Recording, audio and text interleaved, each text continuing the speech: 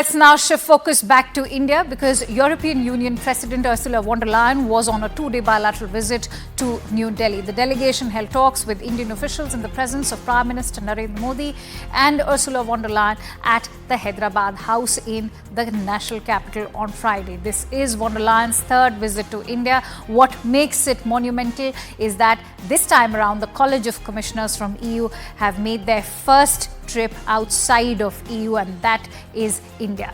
She said that India is a trusted friend and a strategic ally for Europe.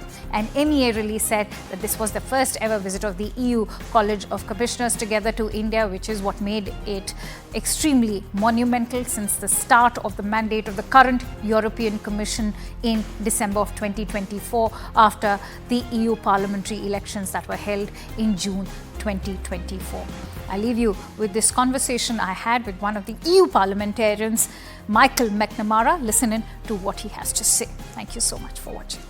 Talking about India and the EU, it is the equation which stems from a friend in need is a friend indeed. Why do you say so? And what is the need of the hour for Brussels and New Delhi? Well, I mean, we all need friends, and countries are the same as, and even large blocs are the same. I mean, Donald Trump's government, and I have the greatest of respect for Mr. Trump, maybe more than many have. He's invested heavily in the area that I represented in the Irish Parliament and represent now.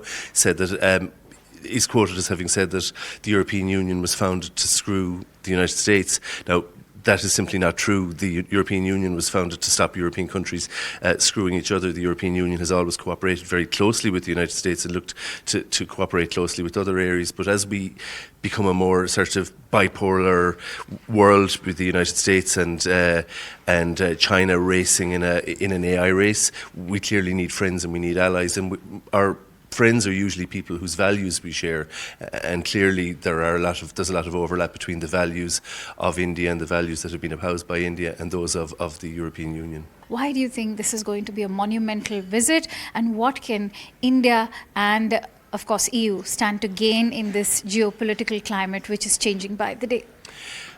Well, as you said yourself, von der Leyen didn't just come here on her own. I mean, she regularly visits countries. I'm sure has visited India many times in the past, but it's the entire European Commission is here. The whole College of Commissioners are here.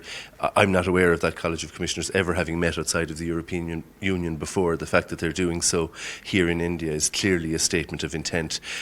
Clearly, there's a lot more cooperation. We saw your Prime Minister co-host the AI Summit in Paris, the AI Action Summit in Paris.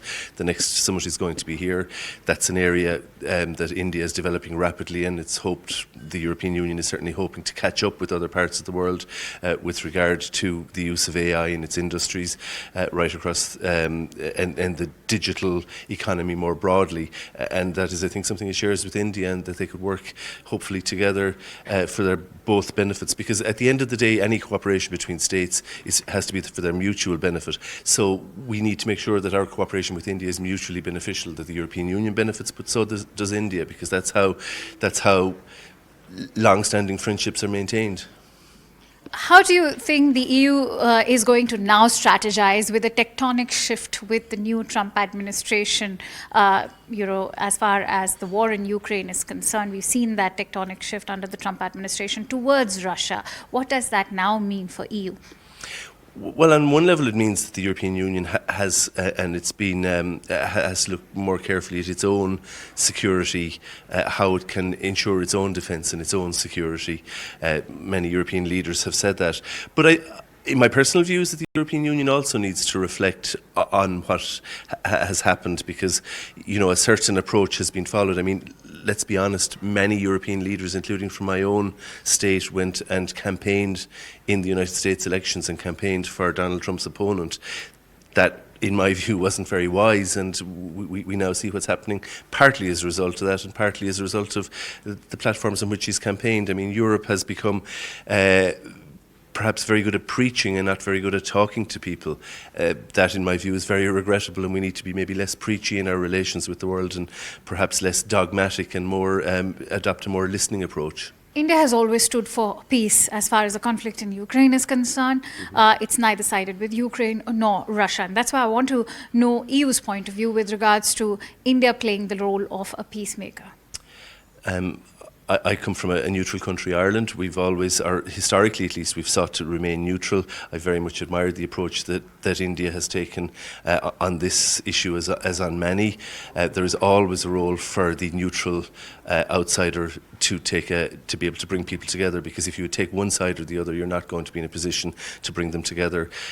India has taken a sort of an independent middle approach, as they have done in so many areas. It's something I would have liked to have seen Ireland do, but unfortunately decided to become much more on one side of this conflict than it has been historically.